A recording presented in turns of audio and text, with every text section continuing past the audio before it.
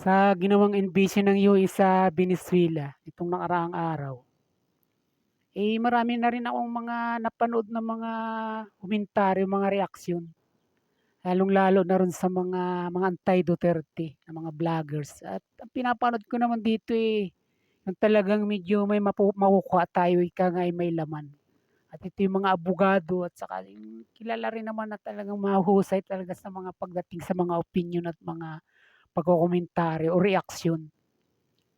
At sa kanilang mga opinyon dito, sa kanilang mga reaksyon sa nangyaring ito ay parati nilang ipinagkukumpara na malaki raw ang pagkakahalintulad ng nangyaring paghuli ng ICC kay Pangulong Duterte.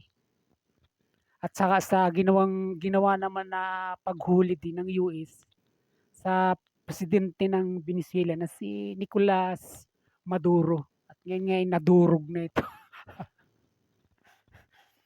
Pero kapuna-puna sa mga vloggers na ito, na yung kanilang mga reaksyon, yung kanilang mga opinion, kumbaga meron din namang nag-iieksakto pero yung kanilang mga punto de vista na sana nga ay hinahanap rin natin, nais din nating marinig sa kanila, ay inilalayo nila. Ano itong mga bagay na ito?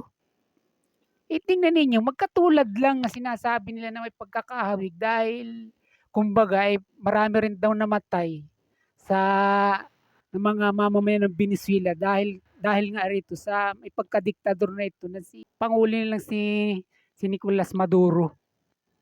At kumbaga doon nila dinadala sa usapin na crime against humanity. Kaya ito raw yung pagkakahawig talaga sa sa ating dating Pangulo na si Pangulong Duterte. Yun yung kanila ritong isang paghahalimbawa.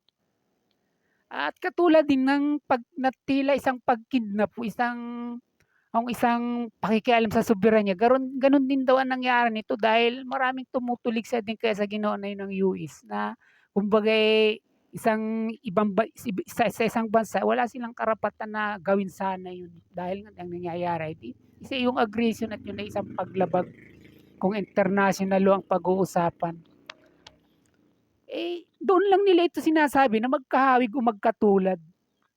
Pero yung mga bagay na talagang dapat ay hinihintay natin na marinig sa kanila, kung ano bang naging dahilan at naging kaso ng mga ito at nasasabi nila naman talaga may pagkakatulad. Ito yung kanilang hindi binabanggit dito at ito yung bagay na magkaiba sila at hindi crime against humanity ang ikinaso rito kadahilanan ng pag-aresto kay o paghuli kay Maduro, dito sa Pangulo ng Venezuela. Sa halip ang kaso rito yung kanyang bale pag-consenti, pag-tolerate o pag-akusa sa kanya na isang narco country, yung kanyang bansa na pinamumunuan dahil nga sa ito malaki yung kanyang malaki yung nagiging impluwensya ng droga sa kanyang bansa. At isa pa maraming beses na napapatunayan na siya yung mismong nag-i-import ng mga droga itong cocaine sa US. Nakakabaliktaran naman na si Duterte naman maaaring nakulong at nakasuhan doon, crime against humanity, pero hindi ito sabihin may pag-tolerate sa droga o sa pinagbabawal na gamot. Bagkus sa pamamagitan ito ng paglaban at kung mayroon mang sinasabi rito sila na napatay o pinatay, ito'y dahil sa gusto niyang pigilan, gusto niyang huwag maging laganap ang pagkalat ng droga sa ating bansa. Ito yung pinakakaingat-ingat at iniiwasan ng mga abogadong mahusay na ito. Na ito ngay mga anti-Duterte, mga vloggers na ito. Ang napanood ko nito mga 3 na at iisa yung kanilang naratibo. Pinagkakatulad lang nila dahil pareho daw pumatay sa bansa na kanyang pinapamunuan parehong naging abusado o pumatay ng kanyang sariling mamamayan. Doon lang nila ito sinasabi na magkakatulad. Pero sa pagkakaiba kung bakit nahuli ito, hindi nila ito binibigyan din, hindi nila ito pinapasdahan, hindi nila ito ini-emphasize, mga kabayan, mga kapinas ko. At sa ating pananaw, ay ito yung nais nating liwanagin at ipaabot din naman sa mga kababayan natin na malaki ang pagkakaiba. Hinuli siya sapagkat tinutolerate niya ang droga, ang malaking sindikato ng droga sa kanyang bansa Samantalang hinuli si Duterte dahil naman sa pag-aakusa naman, itong war on drugs niya, itinuring na crime against humanity ng mga kalaban niya sa politika. Magkaiba.